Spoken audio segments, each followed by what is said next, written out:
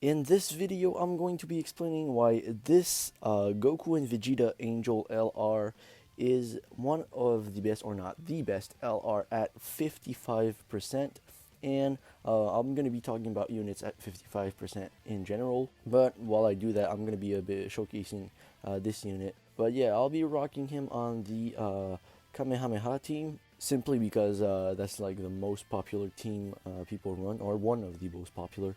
But yeah, let's hop into an event and start the video. Okay, so you know what it is. We are in the OG Legendary Goku event.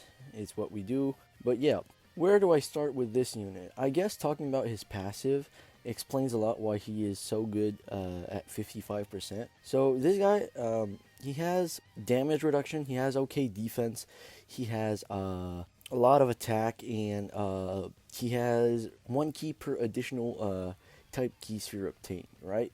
So right off the bat, as you can see, he is a fun unit to use. I mean, right now I'm not concentrating too much, so I didn't get an 18 key super attack, but you're always going to get huge attacks and good numbers from this guy, even at 55%. But this unit, let's see what he does here. Alright, 2 million attack stat. That was only his 12 key, or it's Goku and Vegeta. They're not going to bust out huge numbers at 55%, but as you can see, they just did a double super attack, and that's part of their passive, right?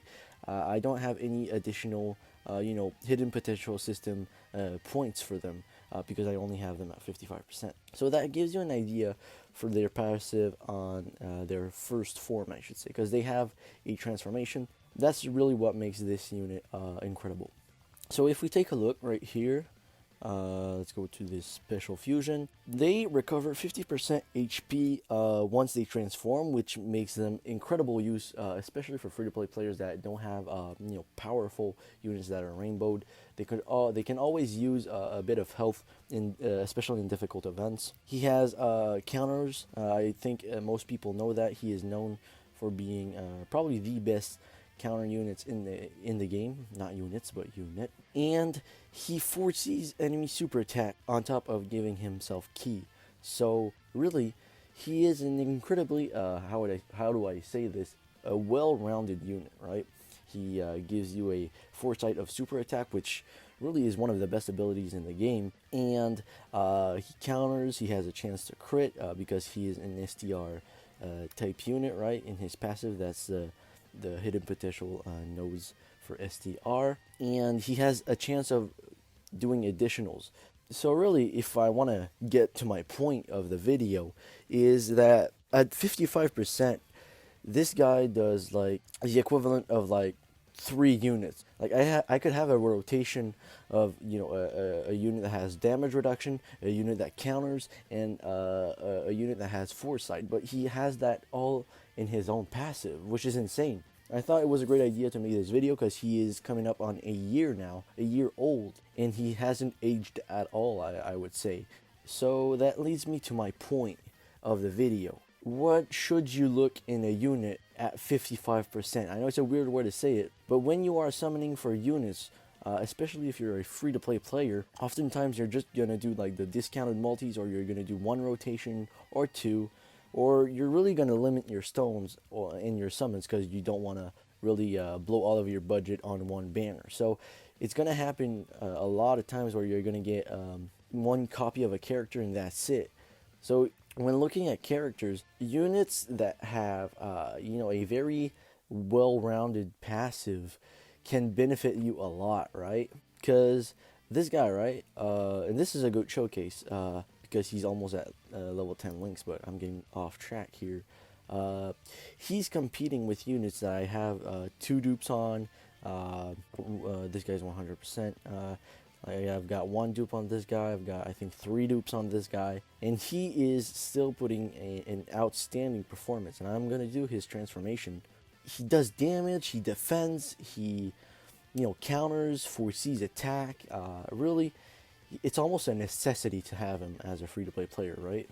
So there you go. We have him transformed, and we're going to be able to get a 24 key super attack. But yeah, as I was saying, when you're trying to summon for a unit, in your limiting your stones, try to look at their passive to see, do I need a dupe or two, or do I need to max him out to really make use of him, right? You're gonna wanna, how do I say this, maximize your stones, right? If you can just get one copy and make use out of that copy of that certain unit, well, that's a dub, and you can just move on to the next banner, right? So I know it's a bit weird, and I'm not really I know I'm a bit rushing and all over the place in this video, but I have something scheduled after this.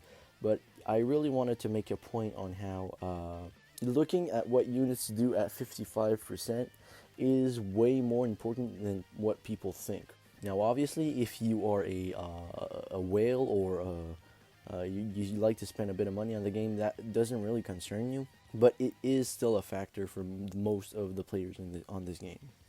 Okay, so right here we're going to be able to see him do a lot of counters and really see his potential. But yeah, I just wanted to make this video to hopefully make you realize that having the new units is always fun and cool, and it's exciting, right? I understand that. But when you're a free-to-play player, right, we poor filthy gamers that are not as fortunate as others we have to make decisions on who we want and who we do not want on our in our box, right? So yeah, I mean, Vegito basically finished this phase off with his counters alone, so that gives you a pretty good idea how good he is. Look at what units can do to you at 55%. And I also thought it was a good idea to make a video on him because he's going to be on the banners during the 6-year anniversary. So he's going to be on the Vegeta banner. So it's definitely not a bad idea to get your hands on this guy, right? Big numbers is all cool. It's nice to have units rainbowed and this and that, but what really counts is how do you maximize units, and what could they offer you at the end of the day if you don't have them rainbowed, or you just didn't get lucky and only had a couple of dupes on them. So hopefully that makes sense. And again, I apologize for the lack of structure in this video. I was a bit rushed. I have something right after this, but hopefully you thought it was interesting. So yeah, that's pretty much it. I hope you enjoyed, and I'll see you in the next one.